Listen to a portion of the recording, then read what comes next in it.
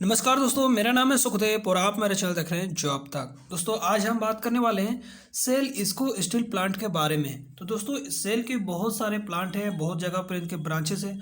तो लगभग सभी प्लांट से इन्होंने जो है वैकेंसीज जारी कर दिया। कुछ दिन पहले भिलाई प्लांट से निकाला था, स्टील प्लांट जो राउरकेला प्लांट से निकाला था, दुर्गापुर प्लांट से भी निकाला था, और उड़ीसा राउरकेला जो भी है, और बोकारो स्टील प्लांट से भी निकाला था। लगभग सभी स्टील प्लांटों से इन्होंने जो वैकेंसीज जारी कर दिया था। लेकिन अभी फिलहाल इन्होंने सेल इसको स्टील प्लांट से भी जारी कर दिया है, जो कि सेल बर्नरपुर प्लांट से ये रिक्वायरमेंट आई है। और इसमें जितने भी पोस्ट है सभी में आपका परमानेंट बेसिस जॉब रहने वाली है। और इसमें जो है टोटल 158 पोस्ट है, और इसमें ऑल इंडिया कैंडिडेट जो है अप्लाई कर सकेंगे। आईटीआई, डिप्लोमा, बीटेक डिग्री और कुछ मेडिकल साइंस मेडिकल स्टूडेंट के लिए भी इन्होंने कुछ पोस्ट निकाली है। तो इसमें सैलरी काफ़ी अच्छी आपको दी जाती है। पूरी जानकारी के लिए वीडियो के एंड तक जरूर देखें। आपको ऑफिशियल नोटिफिकेशन के साथ स्टेप बाय स्टेप बताने वाला हो, तो वीडियो के एंड तक जरूर देखें। वीडियो को एक लाइक करें, अपने दोस्तों में शेयर करें, चैनल को सब्सक्राइब करके बेल आइकन को भी प्रेस कर ले। तो चलिए वीडियो को शुरू करते हैं। तो जैसे दोस्तों आप यहाँ पर देख सकते हो, ये इसकी ऑफिशियल नोटिफिकेशन है। Steel authority of India limited इसको स्टील प्लांट बर्नरपुर डिस्ट्रिक्ट पश्चिम बर्धमान वेस्ट बंगाल। तो ये जो बर्नरपुर आपका पड़ता है, आपका बर्धमान डिस्ट्रिक्ट में पड़ता है, पश्चिम बर्धमान डिस्ट्रिक्ट में। और ये आपका स्टेट जो होता है वेस्ट बंगाल होता है, यानी जॉब लोकेशन आपका जो है वेस्ट बंगाल रहने वाली है। इसकी जो वैकेंसी जारी किया गया था, इसका नोटिफिकेशन वो आपका 16 दिसंबर को जारी किया गया था। इनकी प्रोफाइल वगैरह आप रीड करना चाहते हो तो यहाँ पर देख सकते हो। इसका सालाना टर्न ओवर दे सकते हो, का 10 सैकड़ा हजार 10,000 लाख 1 लाख करोड़ जो है इसका सालाना टर्न ओवर है।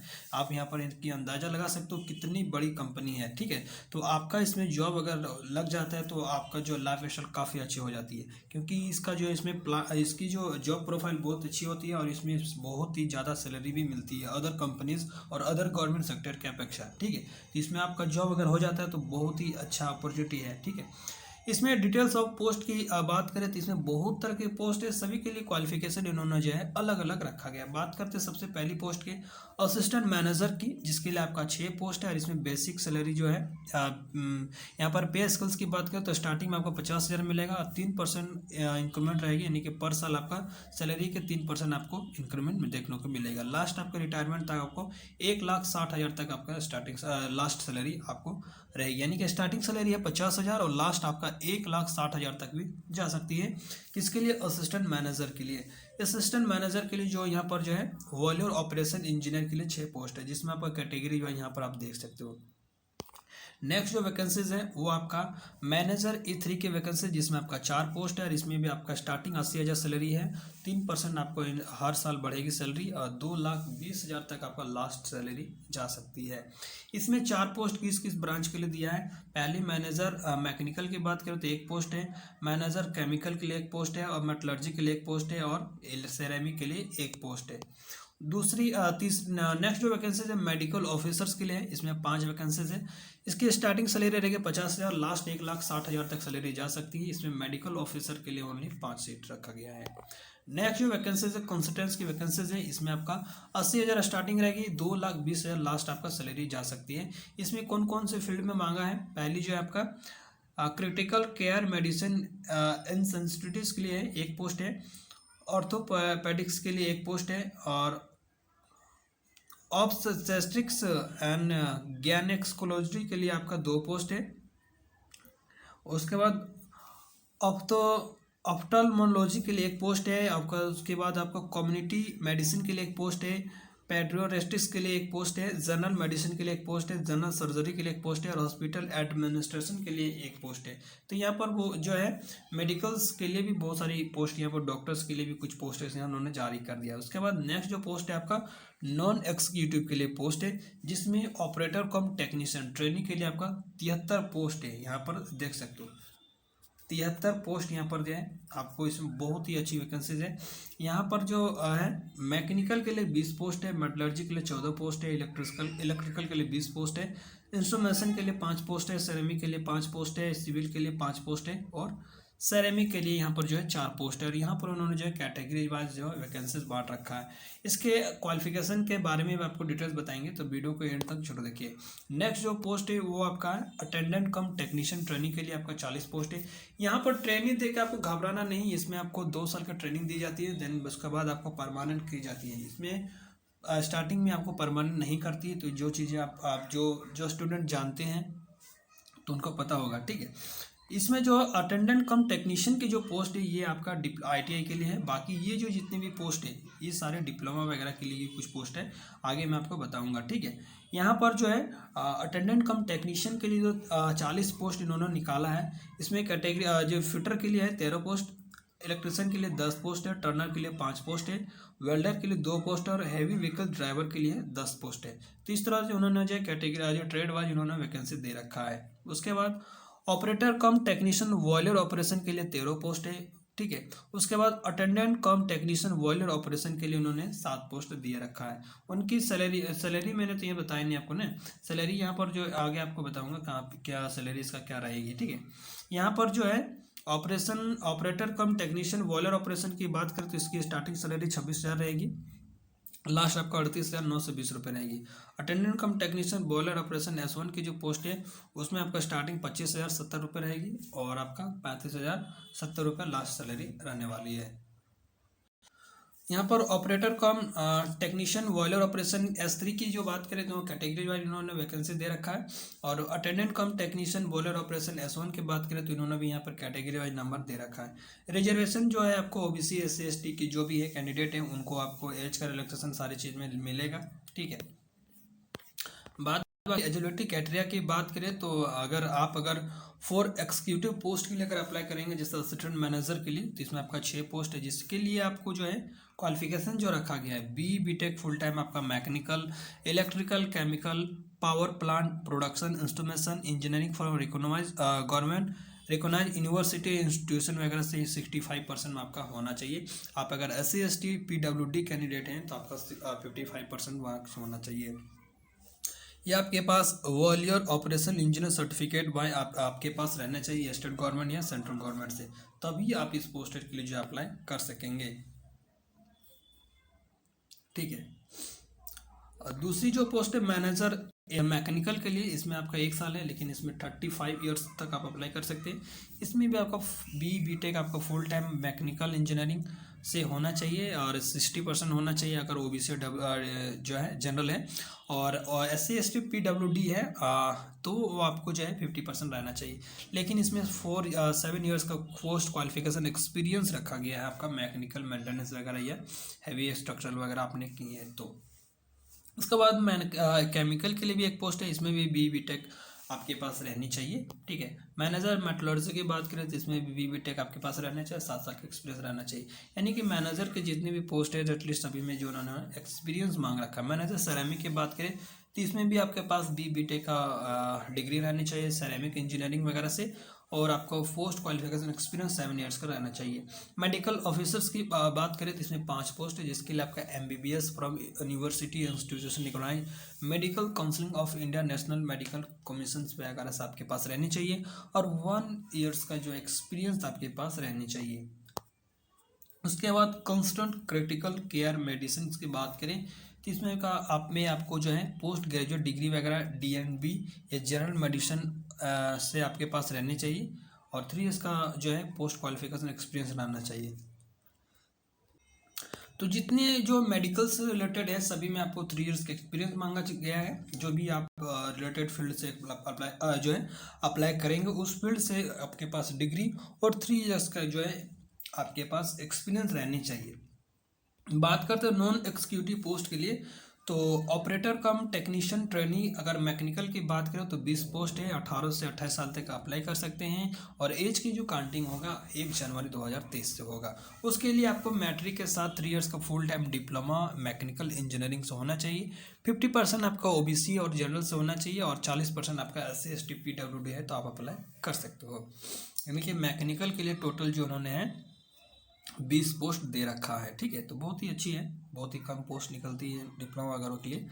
नेक्स्ट जो है आपका ऑपरेटर कम टेक्नीशियन ट्रेनिंग मेटलर्जी के लिए 14 पोस्ट है, और इसमें भी फुल टाइम डिप्लोमा आपका मेटलर्जी इंजीनियरिंग ब्रांचेस से होना चाहिए। ऑपरेटर कम टेक्निकल इलेक्ट्रिकल की बात करें तो आपका 3 इयर्स का डिप्लोमा इलेक्ट्रिकल इंजीनियरिंग से होना चाहिए, जिसके लिए 20 पोस्ट है। ऑपरेटर कम टेक्नीशियन ट्रेनिंग इंस्ट्रूमेंटेशन के लिए आपकी बात करें तो इसमें भी फुल टाइम डिप्लोमा 3 इयर्स का रहना चाहिए। आप अगर आईटीआई के साथ डिप्लोमा करते हो तो 2 साल के तो भी आप अप्लाई कर सकते हो, लेकिन अगर 10th के साथ डिप्लोमा करते हो तो आपका 3 इयर्स का डिप्लोमा सर्टिफिकेट रहनी चाहिए। तो ये चीज़ आपको आई थिंक मैंने कंफर्म कर दिया, ठीक है। ऑपरेटर कम टेक्नीशियन ट्रेनिंग इलेक्ट्रिक केमिकल के लिए आपका 5 पोस्ट है, आपका डिप्लोमा इलेक्ट्रिकल जो है केमिकल्स होना चाहिए। आप अगर बात करते हो अगर S3 के बाद ऑपरेटर कम टेक्नीशियन जो है सिविल के लिए, तो 3 इयर्स का सिविल का डिप्लोमा आपके पास रहने चाहिए।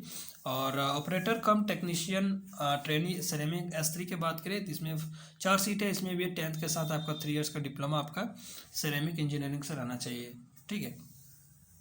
उसके बाद यहाँ पर जो पोस्ट है 13 पोस्ट ऑपरेटर कम टेक्नीशियन बॉयलर ऑपरेशन S3 की, तो इसमें 10th के साथ आपका जो है 3 साल का डिप्लोमा होना चाहिए मैकेनिकल, इलेक्ट्रिकल या केमिकल या पावर प्लांट या प्रोडक्शन इंस्ट्रूमेंटेशन वगैरह, इनमें से कोई भी है तो आप अप्लाई कर सकते हो। लेकिन इसमें एक कंडीशन रखा गया है कि आपको बॉयलर अटेंडेंट का सर्टिफिकेट आपके पास फर्स्ट क्लास का रहनी चाहिए। अटेंडेंट कम टेक्निकल टेक्नीशियन इलेक्ट्रिशियन की बात करें तो आपका जो है 10 पोस्ट है, और इसमें 10th के साथ आईटीआई होना चाहिए एनसीवीटी से, इलेक्ट्रिशियन ट्रेड से। उसके बाद अटेंडेंट कम टेक्नीशियन फिटर की बात करें तो इसमें भी आईटीआई फिटर ट्रेड से होना चाहिए।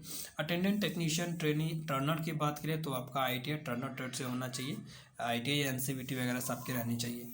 अटेंडेंट कम टेक्नीशियन वेल्डर की बात करें तो 2 पोस्ट है, इसमें भी आईटीआई आपका वेल्डर ट्रेड से रहनी चाहिए। उसके बाद अटेंडेंट कम टेक्नीशियन वॉलियर ऑपरेशन की बात करें S1 की, जिसमें 7 पोस्ट है, इसमें 10th के साथ आपका आईटीआई रिवलेंट ट्रेड से रहनी चाहिए, और आपका वॉलियर अटेंडेंट का सर्टिफिकेट आपके पास रहनी चाहिए। अटेंडेंट कम technician training heavy vehicles driver की बात करें तो इसमें S1 की पोस्ट रहेगी, आपका 10 पोस्ट है, इसमें आपका जो 10th के साथ आपका हैवी मोटर व्हीकल ड्राइविंग का लाइसेंस रहना चाहिए, और 1 साल का आपका पोस्ट क्वालिफिकेशन एक्सपीरियंस वगैरह आपके पास रहनी चाहिए इस फील्ड वगैरह से, ठीक है। एज रिलैक्सेशन की बात करें तो जो भी पोस्ट है सभी का एज अलग अलग रखा गया है, लेकिन इसमें आप अगर ओबीसी और एससी से बिलोंग करते हैं तो ओबीसी का 3 इयर्स ऐड कर सकते हो, SC ST का 5 साल ऐड कर सकते हो, बाकी किसी में आपको एज का रिलैक्सेशन नहीं मिलेगा। एक्स सर्विसमैन के लिए भी एज का रिलैक्सेशन उन्होंने दिया है, और डिपार्टमेंटल से है डिपार्टमेंटल कैंडिडेट उनको भी कुछ जो है 10 साल का एज का रिलैक्सेशन आपको मिलेगा। तो यहाँ पर इन्होंने जो है बेसिक सैलरी वगैरह जो भी है पोस्ट वाइज इन्होंने मेंशन दे रखा है, आप एक बार बढ़िया से देख लीजिएगा, ठीक है। और नॉन एग्जीक्यूटिव के जो पोस्टेज हैं उनकी जो अगर ऑपरेटर कम टेक्नीशियन की बात करें तो आपका 26,600 स्टार्टिंग रहेगी, 3% इंक्रीमेंट रहेगी पर साल, और आपका लास्ट आपका 38,920 रुपये तक भी रह सकती है। बात करते हैं यहाँ पर जो ऑपरेटर कम टेक्नीशियन ट्रेनिंग की, तो यहाँ पर आपको फर्स्ट 2 साल आपको जो है ट्रेनिंग में रखा जाएगा, उस दौरान आपको फर्स्ट ईयर मिलेगा 16,100 रुपये, सेकेंड ईयर 18,300 रुपये। उसके बाद आपको जो है